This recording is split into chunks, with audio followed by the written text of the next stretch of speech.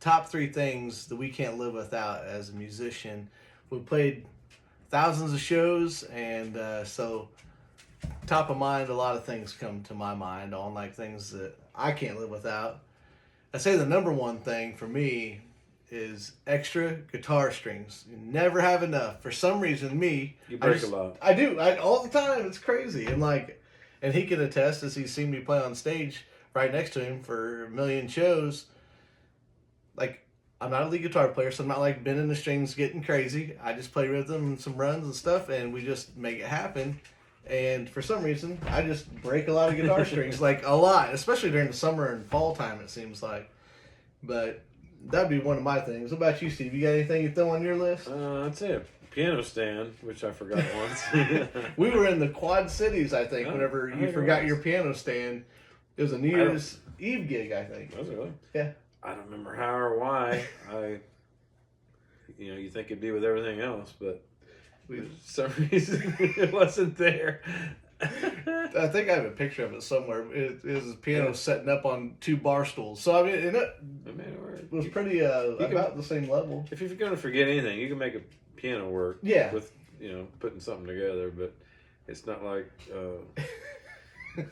banjo picks, which would be another one. Oh. It's not like banjo picks. You forget them, you're pretty much done. You ain't gonna. I couldn't even imagine. know You wouldn't be able to. You can't play it Yeah. to where you can hear it. Right. But There's nothing worse than that sinking film whenever you feel like, oh, I forgot something. Another one for me would be a capo. I forgot one at one show, and that was back in the day when I only owned one capo, and I forgot it. And but Steve, I think I used his because like the songs that I used one on, he didn't need it for his banjo, so it worked out. Trying to think of another one here. I don't know. What would be one of yours, Steve? I know what one of yours would be. You probably know what I'm thinking of. Whenever the weather came and we had a good old tarp. Whole bunch of them, actually. Yeah. Because we ran into a couple weather scenarios to where we got drenched. Mm-hmm. I thought we were going to lose all the equipment. It was so bad. I still don't know. And some of that equipment we still use and it still works good. So it was the worst one I've ever been in. It was a torrential downpour. We started at 8 and 8:01 here it came.